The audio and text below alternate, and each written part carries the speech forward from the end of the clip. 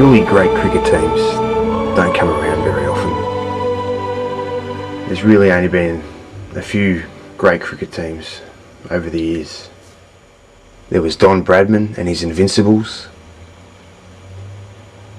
There were some great players and teams to come out of the West Indies in the 70s and 80s.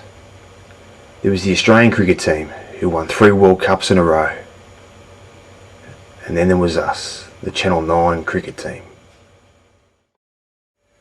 When the ESPN boys landed in Australia and word got around that there was going to be a game between the two TV crews, and everyone got pretty excited.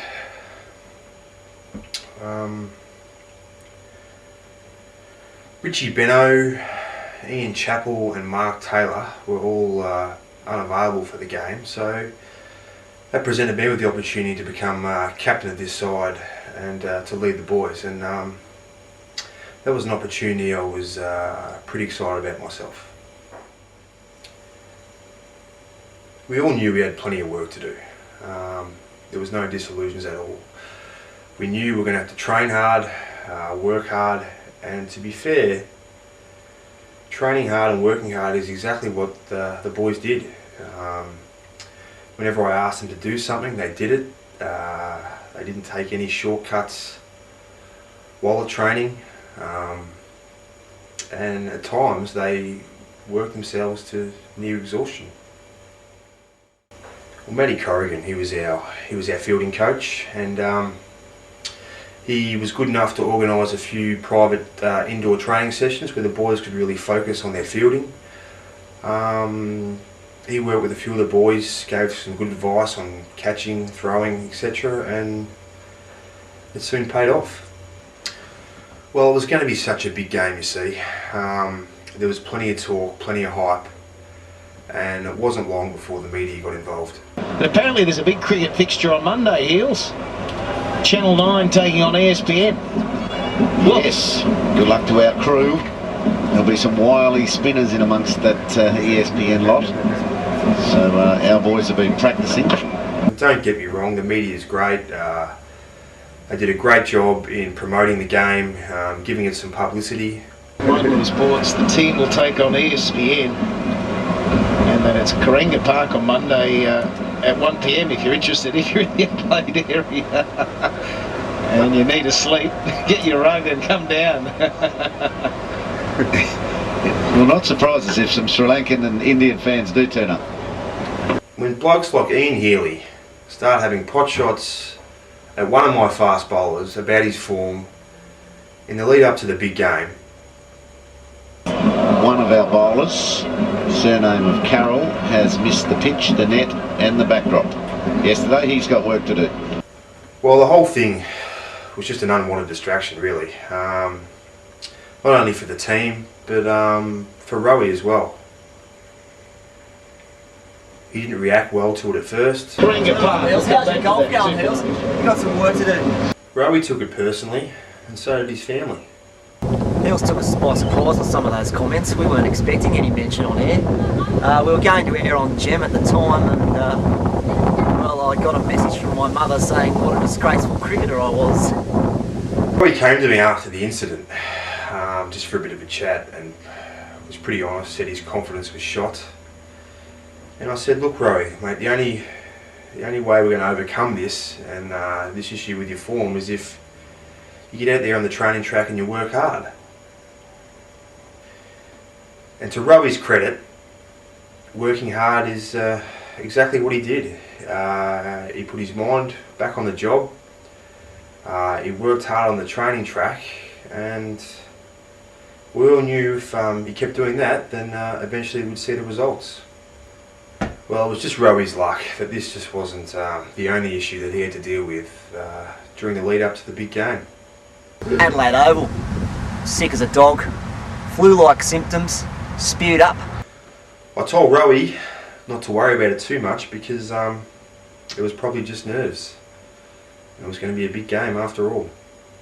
Next day on the way to the ground, subway session. But then on the morning of the game, Rowie had yet another issue with his health. This time either at or just after a visit to a Subway restaurant. Sharted my pants, bubble farted, straight to Cooper's Ale House and dispense of the Gretsch Grundies. So Rowie shit his dacks at Subway an hour before the match. Could not believe it. I've heard her nervous, but oh, that's a new level. We said the whole way along we weren't going to carry any players into the game.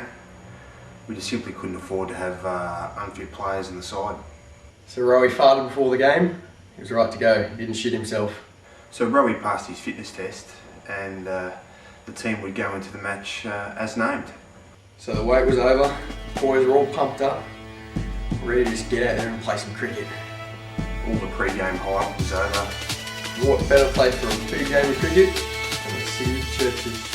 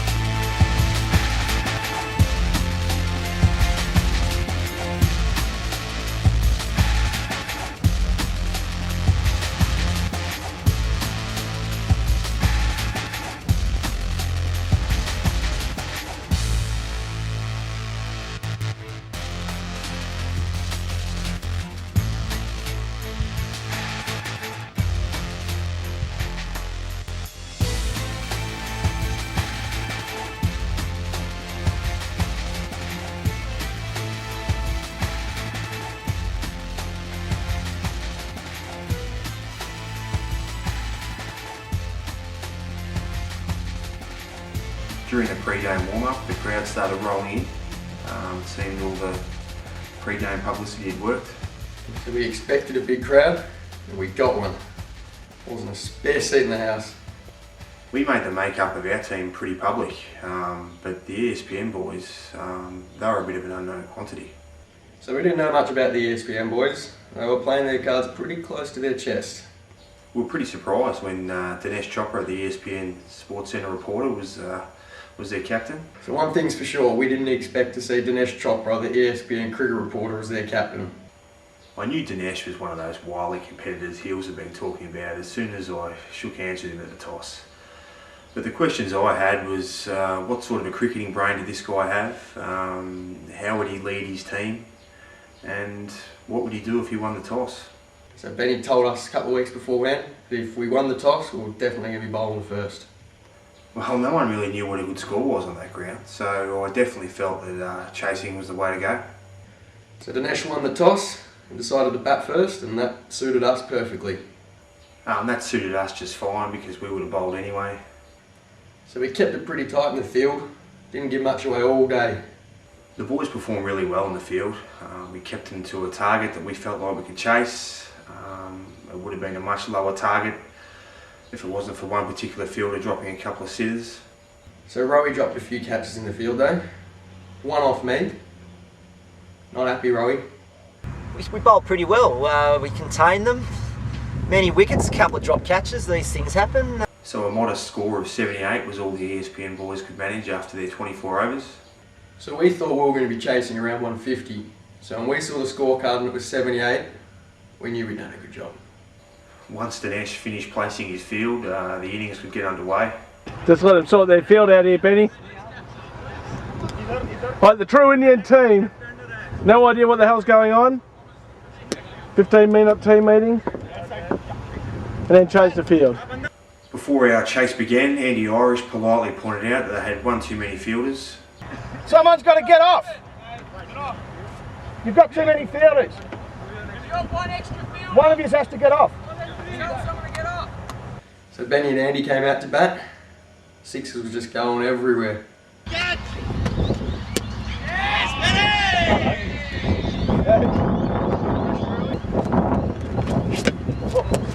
That's dispatched again. The ESPN side struck with an early wicket after Andy Irish holed out in the deep.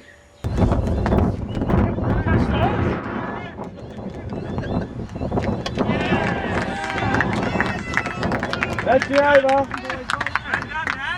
So we got Benny up one end hitting sixes, and at the other end you got Andy Irish throwing his bat around.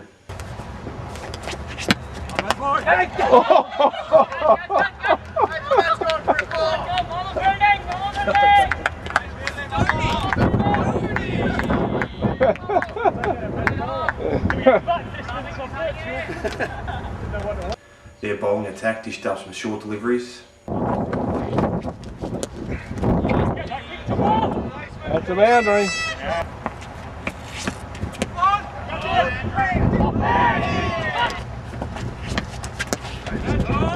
Oh, that's 6. Not to mention a barrage of full tosses. Catch it, catch it, catch it! That's 6.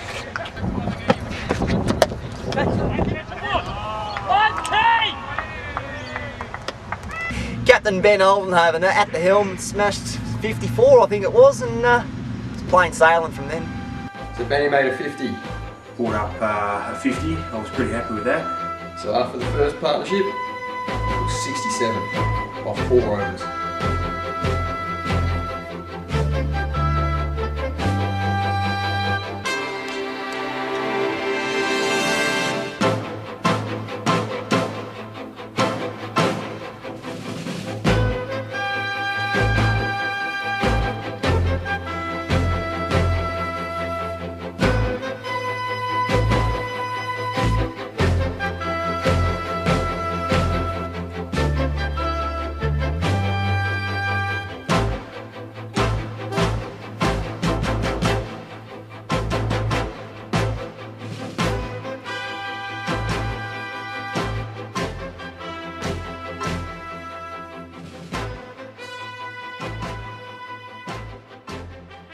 Moddy and Shawnee Fraser were the next pair into bat.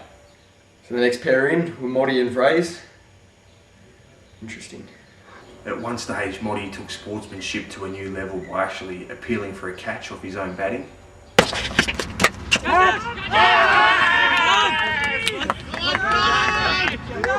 Over! So Moddy appealed for a catch off his own batting. Well, Shawnee Fraser had one of the most interesting batting techniques you've ever seen. No real backswing, no real follow through. In theory, you wouldn't think much could go wrong with a technique like that.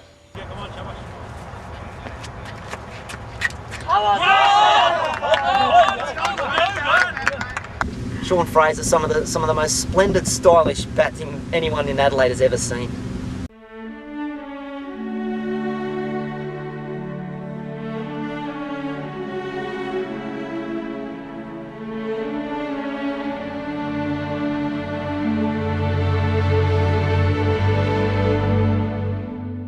Fraser never held a bat in his hand, I don't think. There was a bit of a controversy with Fraser's LBW shout at one point.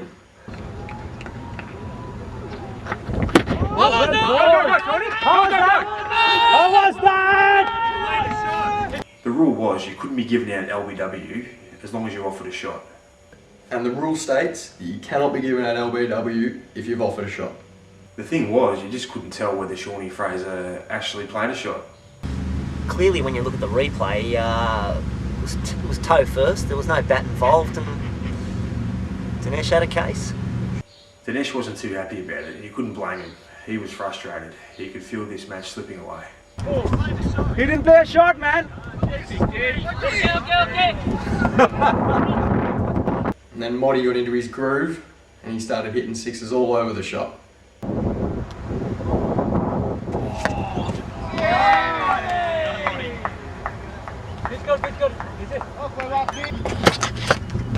Great shot. Out of here, out of here. Moddy came out and cracked 3 sixes.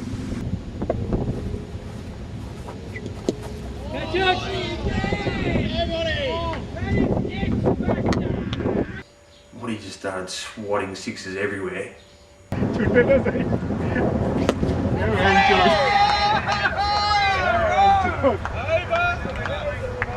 So Moddy and Fraze put on a handy little partnership of 14. All in all, Moddy and Fraser did a good job. Nice little partnership, consolidating the innings. And after the 2 partnerships, we were 81.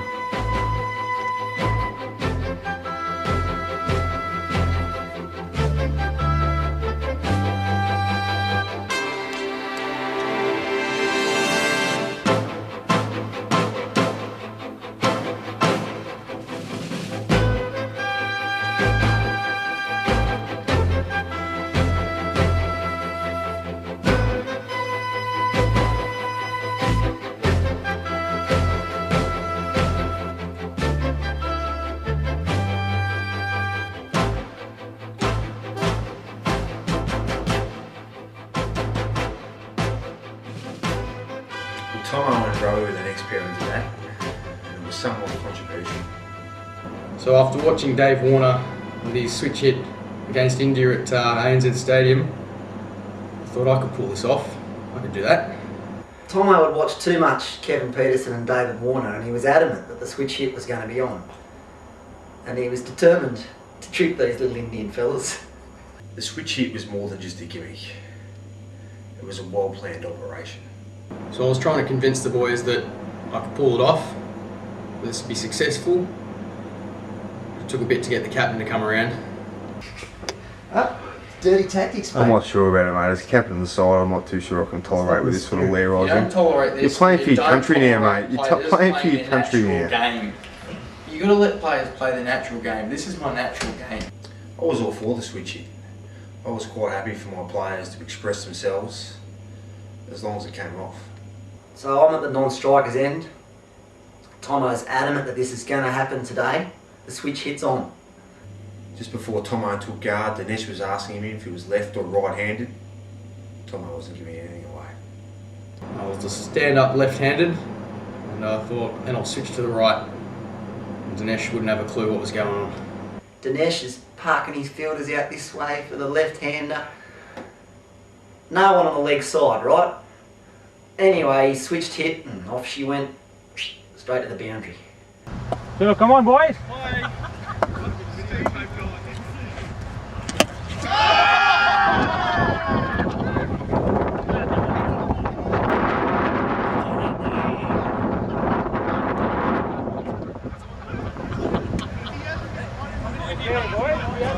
Yeah, no, I saw Tomo's switch it. It was been recorded, and I saw it replayed to me. Barnesy had a tall, strong bowling action, and it wasn't long till we were wondering whether they would let a potential match winner join the opposition. Oh yes! There we go. Cut them down. Slow movement. Well done. One of the most intimidating things about Barnesy was his run-up. He charged in.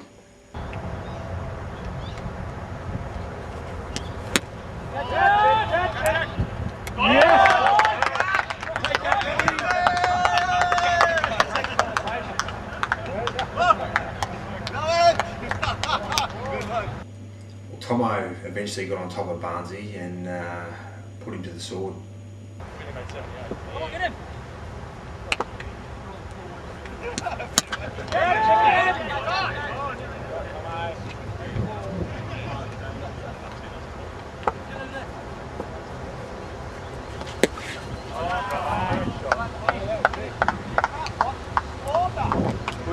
कोई नहीं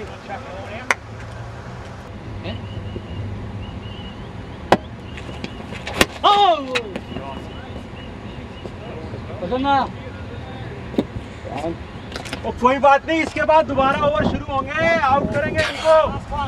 Well, Dinesh, he needed to do something, and he needed to do something fast. None of his field placements seemed to be working.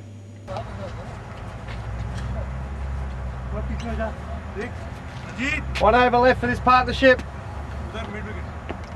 Dinesh had his charges running here, there and everywhere. They were all very accommodating to all his different fielding positions. ESPN needed wickets, and Dinesh had to act now, and he did. So we brought on his gun-fast bowler in Mahmood. Okay, just quickly on Mahmood. Sure, he's a relative of Salim Malik. Mahmood came into the attack and he struck instantly. First of all, he got Rowie to a brilliant catch out on the boundary line.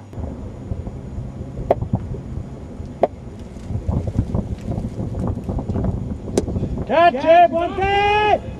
Yeah! Well done, Mahmood, well done, one day! Then Mahmood got one through the gate and clean bowled Tomo. Oh, yes! He's on a hat-trick!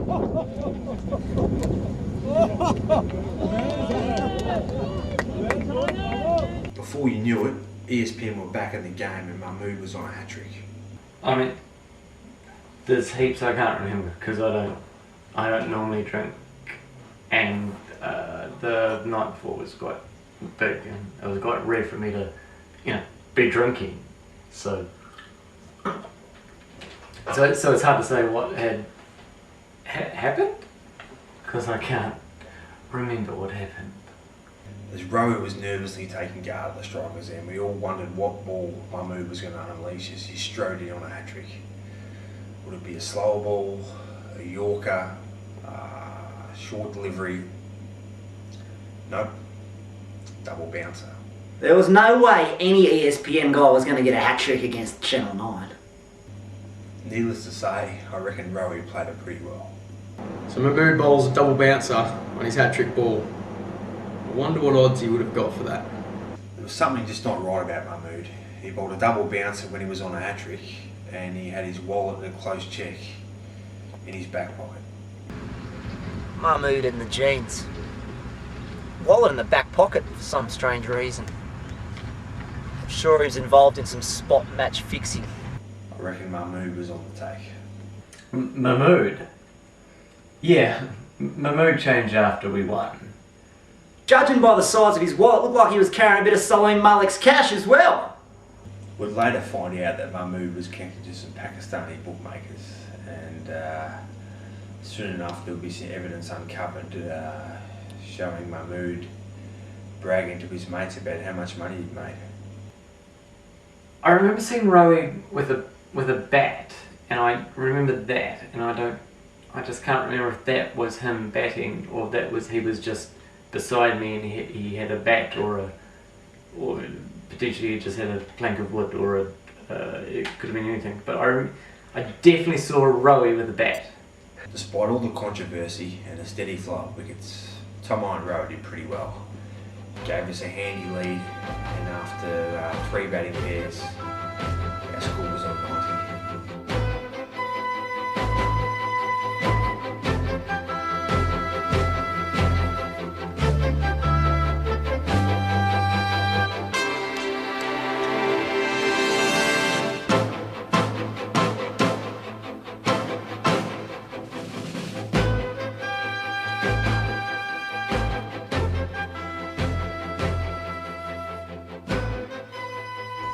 Well, Andy Flower, he passed his breath test in the morning and he was past fit to play. Jono Hastings and Andy Flower were next in the bat, and it was pretty much their job just to not get out.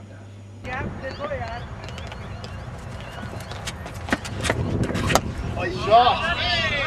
He's got gas now. I'll give you.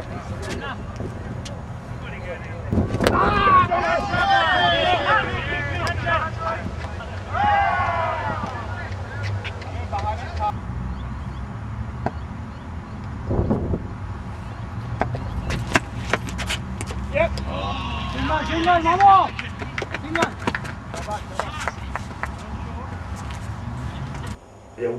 Jono Hastings suffered a a C5 disc back injury the night before and had to come out with the batting gloves on.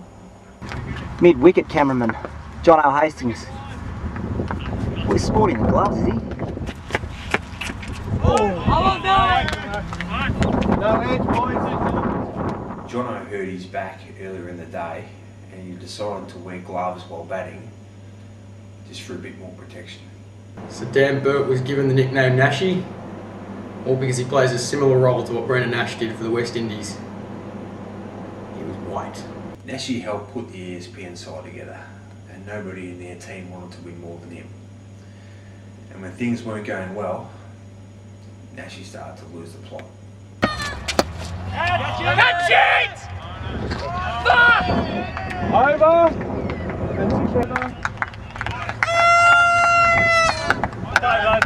Nashi was getting a bit frustrated out there. I bowled it more fucking accurately than he cunt on this fucking pitch and it's gone for runs. That's the problem. Every dick's put it fucking wide. Hastings and Flower, unbroken partnership, put on 33 at the end of it all, 123 way in front. The thing is about those guys is I know one of them and not the other one. And so who's Johnny Flower?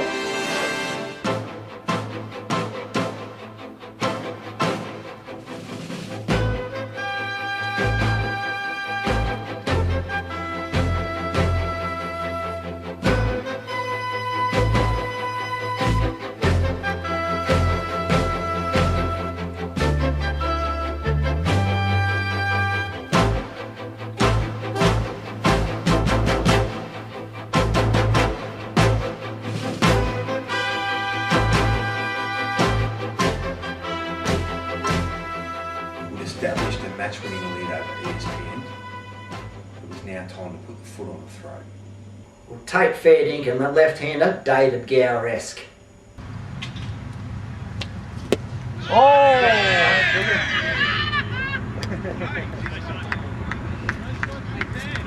Tate wasted no time at all and started hitting the ESPN bowls all over the park.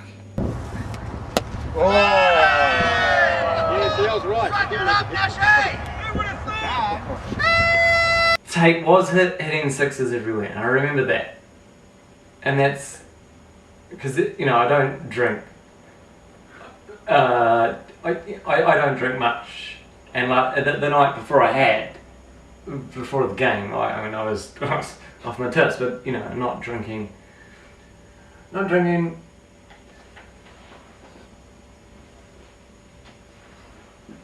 Ash didn't need to do too much with the bat. He performed really well on the field, and some of his best work was done as an umpire. Ash Brennan loved umpiring to the nth degree. He totally revelled in the occasion. New umpire. Yeah, mate. Hey Ash, One ball. welcome to the centre. He was plumb LBW then, mate. No wide. Is that your style, is it, Ash?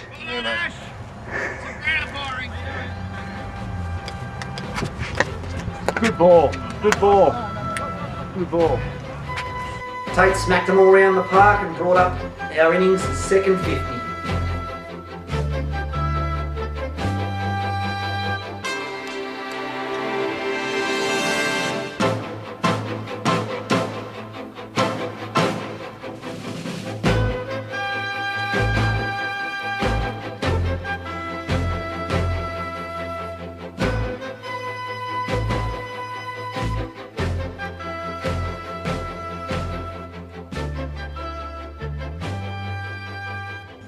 Bomber and Quirky were the last pair at the bat.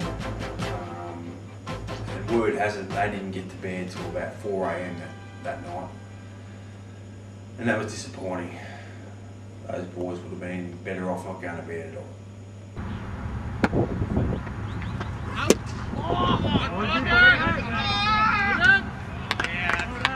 So Bomber was alright. He started finding the boundary with ease eventually.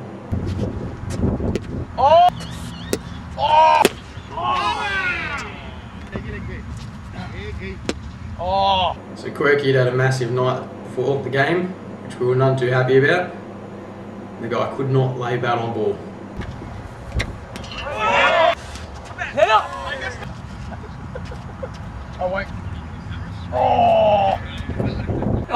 I understood the game as for what it was, and I didn't want to play too well, because that's always a little bit embarrassing if someone does that. Well, there was a local New Zealand primary school on tour in Adelaide that day, and they'd come to see the greatest spinner that New Zealand had never seen. The primary school kids weren't the only one to come to see Quirky. It's Lucy. Good timing, Lucy. Max just left. I mean, Bomber eventually shook off his hangover and he was quite serviceable. But Quirky, he didn't know what day it was out there. And for an international marquee player, that was quite disappointing. You expect a lot more than that. And when our next game comes around, as far as our marquee player goes, we're looking at Mark Nicholas. I mean, he never played a test, but I'm sure he's pretty handy. I wouldn't have thought that I'd be playing for or invited back to John again.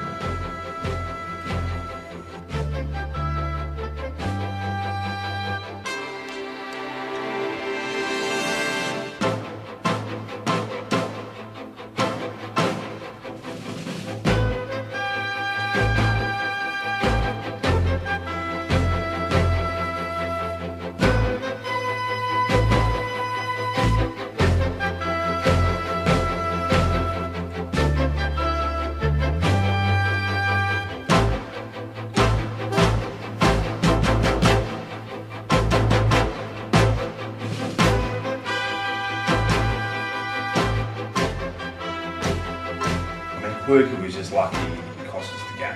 At the end of the day, we got the job done. And to be fair, no one was more happy than Bomber and Quirky. Come on! Come on! Give it to him! Got him! Yeah. And in the end, it was a big win for the Channel 9 boys. And we celebrated like it was a big win. Went well into the night. Well, in the end, the hosts won, and the ESPN crew were left to take off back home with the spoon. So at the end of the game, we won.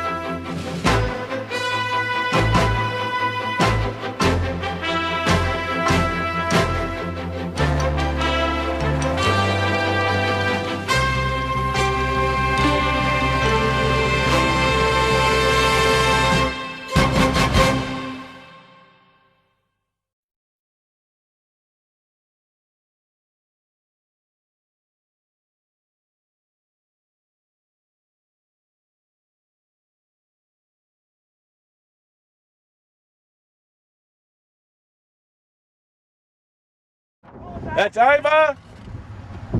Drinks.